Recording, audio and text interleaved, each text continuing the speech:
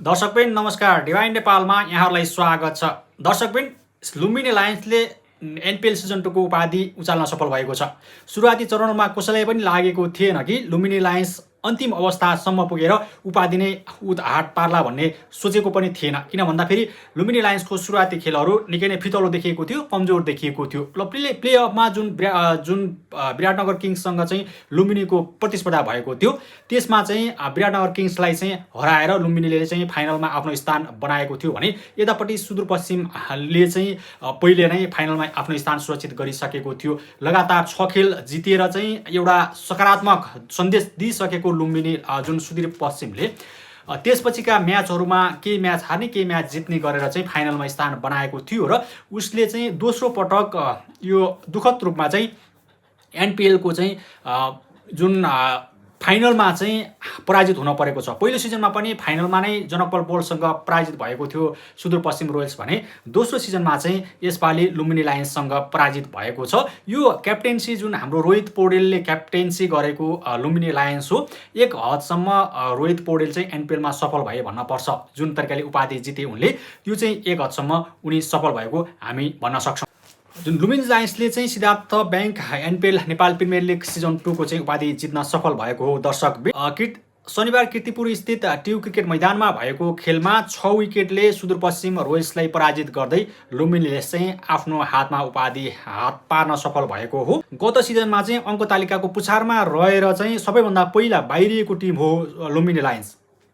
उसले चाहिँ यसपालि एक हदसम्म चाहिँ सबैलाई चकमा दिएर चाहिँ उपाधि जित्न सफल भएको छ। हामी बधाई भन्न चाहन्छौँ लुम्बिनी लायन्सलाई। किन भन्दाखेरि एनपिएल सिजन 2 नेपालको चाहिँ क्रिकेटको चाहिँ सबैभन्दा ठुलो लिग, यसको उपाधि जित्न सफल लुम्बिनी लायन्सलाई हामी बधाई दिन चाहन्छौँ यही भिडियो मार्फत। र जुन सुदूरपश्चिम रोयल्सले चाहिँ पहिलो सिजनमा पनि उपविजेता हुन परेको थियो र यसपालि पनि उपविजेता हुन परेको छ, त्यो एक हदसम्म चाहिँ दुःखद रह्यो सुदूरपश्चिमको लागि।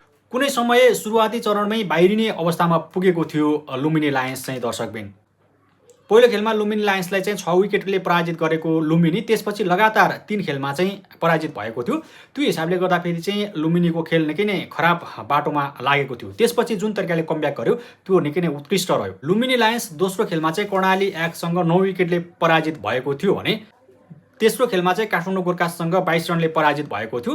त्यस्तै आफ्नो चौथो खेलमा चाहिँ सुदूरपश्चिम रोयल्ससँग 9 विकेटले पराजित भएको अवस्था थियो लुम्बिनी लायन्सको। यो हिसाबले हेर्ने हो भनेदेखि उसको खेल चाहिँ सकिने अवस्थामा पुगिसकेको थियो, यात्रा टुङ्गिने अवस्थामा पुगिसकेको थियो। त्यसपछि लिग चरणमा जुन तरिकाले उसले प्रदर्शन गर्यो त्यो निकै नै उत्कृष्ट रह्यो, निकै नै उत्कृष्ट कमब्याक रह्यो र त्यो कमब्याकले चाहिँ लुम्बिनी लायन्सले आज उपाधिको यात्रासम्म पुर्याउन सफल भयो। यो निकै नै हामी गर्वका साथ भनौँ न, लुम्बिनी लायन्सको फ्यानहरूले चाहिँ गर्वका साथ लिनुपर्छ र नेपाली क्रिकेटलाई पनि जुन तरिकाले चाहिँ देशको चाहिँ एउटा लिग चलेको छ, हामीलाई जुन टिमले जिते पनि कुनै फरक पर्ने अवस्था होइन। किन भन्दाखेरि सबै टिम नेपालकै हो र नेपाली टिमहरू, नेपाली खेलाडीहरू नै त्यहाँ कोही राष्ट्रिय स्तरका खेलाडी छन्, कोही त्योभन्दा तल्लो स्तरका खेलाडीहरू छन्, सबै हाम्रै नेपाली खेलाडीहरू समावेश भएका छन्।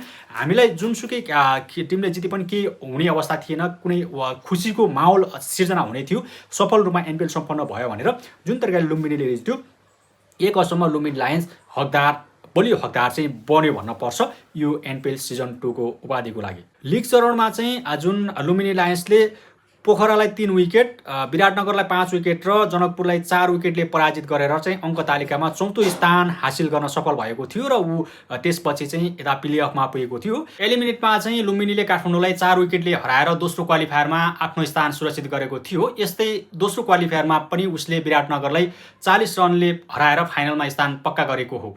फाइनलमा पनि सुदूरपश्चिममाथि जित निकालेर उपाधि जितेर एउटा उत्कृष्ट पुनरागमन चाहिँ लुम्बिनी लायन्सले गरेको। लगातार 3 खेलको पराजयपछि लगातार 6 खेलमा जित निकाल्दै उसले उपाधि जितेको हो। यो एकदमै सराहनीय खेल भयो जुन लुम्बिनी लायन्सको लागि। सुदूरपश्चिमले लिग चरणका 6 खेल जितेर शीर्ष स्थान पक्का गरेको थियो। सुदूरपश्चिमले पहिलो क्वालिफायरमा विराटनगरलाई पराजित गर्दै फाइनलमा स्थान पक्का गरेको थियो। सुदूरपश्चिम चाहिँ लगातार दोस्रो सिजनमा पनि उपविजेतामा सीमित भएको छ। दर्शकबिन, गत सिजनमा पनि लिग चरणमा उत्कृष्ट खेलेको सुदूरपश्चिम फाइनलमा चाहिँ जनकपुर बोल्टसँग पराजित भएको थियो। फाइनल खेलको कुरा गर्ने भने चाहिँ लुम्बिनीले निकै नै सहज जित हासिल गर्न सफल भयो। शनिबार उपाधि जित्ने क्रममा लुम्बिनीले सुदूरपश्चिमले दिएको 86 रनको लक्ष्य केवल 4 विकेटको क्षतिमा 9 ओभरमा पुरा गरेको थियो। लुम्बिनीका लागि ओपनर दिनेश अधिकारीले 42 रन जोडे। पहिलो ओभरमा सुदूरपश्चिमका कप्तान दिपेन्द्र सिंह ऐरीलाई 4 छक्का प्रहार गरेका अधिकारी 13 बलमा 1 चौका र 5 छक्का प्रहार गरे। आक्रामक सुरुवात गरेको लुम्बिनीले अधिकारीकै बलमा चाहिँ दिपेन्द्र सिंह ऐरीलाई पहिलो जुन ओभरमै 27 रनको चाहिँ जोडेर चाहिँ एउटा झस्को दिइसकेको थियो भने उनी 5औं ओभरमा हेमन्त धामीको बलबाट स्कट कुगेलेनबाट क्याच भएका थिए। अर्का ओपनर डार्सी सर्डले धामीबाट बोल्ड हुनुअघि 14 रन बनाएका थिए भने उनले 13 बलमा 3 चौका प्रहार गरे। उनी दिनेश अधिकारी आउट भएको 2 बल अघि आउट भएका थिए। दिपेन्द्र सिंह ऐरी 9 ओभरमा 2 विकेट लिएका थिए। उनले लुम्बिनीका कप्तान रोहित कुमार पौडेल 16 रन र सन्दीप जोरालाई 0मा आउट गरेका थिए। तर यो विकेटमा सुदूरपश्चिमले खुसी मनाउन भने सकेन दर्शकबिन, किनकि त्यति बेला लुम्बिनी जित नजिक पुगिसकेको थियो। बलिङमा हेमन्त र ऐरीले 2-2 विकेट लिन चाहिँ सफल भयो सुदूरपश्चिमका लागि। टस जितेर पहिले ब्याटिङ गरेको सुदूरपश्चिम रोयसले चाहिँ खराब ब्याटिङ गर्यो आजको खेलमा। फाइनल जस्तो खेल पनि सुदूरपश्चिमले प्रस्तुत गर्न सकेन, जसको कारण सुदूरपश्चिम 19.1 ओभरमा 85 रनमै अल आउट हुन बाध्य भएको थियो। यो जुन फाइनलको लागि चाहिँ यो जुन रन हो निकै नै कम हो। लगातार विकेट गुमाएको सुदूरपश्चिम विरुद्ध लुम्बिनीका कप्तान रोहित कुमार पौडेलले ह्याट्रिक गरेका थिए। रोहितले 11औं ओभरको अन्तिम 3 बलमा ह्याट्रिक गरेका थिए दर्शकबिन। यो सिजनको दोस्रो ह्याट्रिक हो। यसअघि काठमाडौँ गोर्खाजका साहब आलमले चाहिँ पनि ह्याट्रिक गरेका थिए। रोहितले 11औं ओभरको 4थो बलमा सुदूरपश्चिमका कप्तान दिपेन्द्र सिंह ऐरीलाई रुबेन ट्रम्पल्यान्डबाट क्याच आउट गराएका थिए भने दिपेन्द्रले 20 बलमा 13 रन जोडेर सफल भएका थिए। 5औं बलमा रोहितले दीपक बोहरालाई सन्दीप जोराबाट क्याच आउट गराउँदै डकआउट गरे। 6औं बलमा पुनित मोहेरा रोहितको एलबीडब्ल्यूको धरापमा परेका थिए। रोहितले ह्याट्रिक गरेसँगै सुदूरपश्चिम 11 ओभरमा 44 रन जोड्दा 6 विकेट गुमाएको थियो। यस्तै उसले 14 ओभर चल्दै गर्दा 50 रन पुरा गर्न पनि सफल भएको थियो। यो पनि एक हदसम्म चाहिँ यो जुन खेलमा चाहिँ कमजोर सुरुवातदेखि लिएर मिडियम स्तरसम्मको भयो। लगातार विकेट गुमाएको सुदूरपश्चिमले 7औं विकेट 15औं ओभरमा गुमाएको थियो। उसका हरमित सिंह 10 रन बनाएर आउट भएका थिए। 15औं ओभरको तेस्रो बलमा शेर मल्ललाई छक्का प्रहार गरेका उनी अर्को बलमा डार्सी सर्टबाट क्याच आउट भएका थिए। सुदूरपश्चिमका लागि सर्वाधिक रन प्रहार गरेका ईशान पाण्डे 33 रन बनाउन सके भने आज ओपनिङमा आएका पाण्डेले 51 बल खेल्दा 1 चौका मात्र प्रहार गर्न सफल भएका थिए। 17औं ओभरसम्म टिकेका उनी यो ओभरको तेस्रो बलमा आउट भएका थिए। उनलाई लुम्बिनीका शेर मल्लले मोबिन शुभ सिंहबाट क्याच आउट गराएका थिए। त्यसपछि सुदूरपश्चिम पहिलो ओभरमै ओपनर विनोद भण्डारीलाई गुमाएको थियो। उनी ट्रम्प प्ल्यानको बलमा दिनेश अधिकारीबाट क्याच आउट हुँदा डक आउट भएर पेभिलियन फर्केका थिए। तेस्रो ओभरमा ट्रम्प प्ल्यानले अर्को विकेट लियो। उनले भारतीय ब्याटर सेल्डन ज्याक्सनलाई 1 रनमै एलबीडब्ल्यू धरापमा पार्न सफल भएका थिए। पावर प्लेमा चाहिँ तेस्रो विकेट लिने क्रममा लुम्बिनीले आरिफ शेखको पनि विकेट लियो। आरिफलाई 5औं ओभरमा शेर मल्लले 6 रन बनाएर खेलिरहँदा एलबीडब्ल्यूको धरापमा पारेका थिए भने अन्तिममा स्कट कुगेलिङ पनि 10 रनमै आउट भए। 19औं ओभरमा तिलक राज भण्डारीको बलमा सन्दीप जोराबाट समातिए। त्यसो त अन्तिम विकेटको रूपमा अविनाश बोहरालाई 1 रन ट्रम्पल्यान्डले अन्तिम ओभरको पहिलो बलमा डार्सी सर्टबाट क्याच आउट गराएसँगै सुदूरपश्चिमले 85 रनमै अल आउट हुन पुगेको थियो।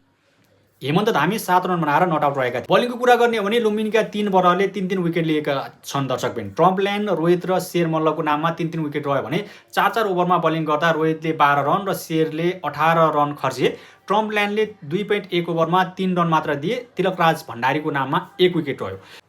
दर्शकबिन आज जुन तरिकाले चाहिँ यो सुदूरपश्चिम रोयस र लुम्बिनी लायन्स बीचमा चाहिँ खेल चल्यो, जुन तरिकाले चाहिँ सुदूरपश्चिम रोयसले चाहिँ निकै नै कमजोर प्रदर्शन भन्नुपर्छ। फाइनलमा यो प्रदर्शन निकै नै कमजोर हो। त्यसले गर्दाखेरि चाहिँ थोरै टार्गेट दिएको थियो र लुम्बिनीलाई चाहिँ जित निकाल्न सफल जुन सहज भयो।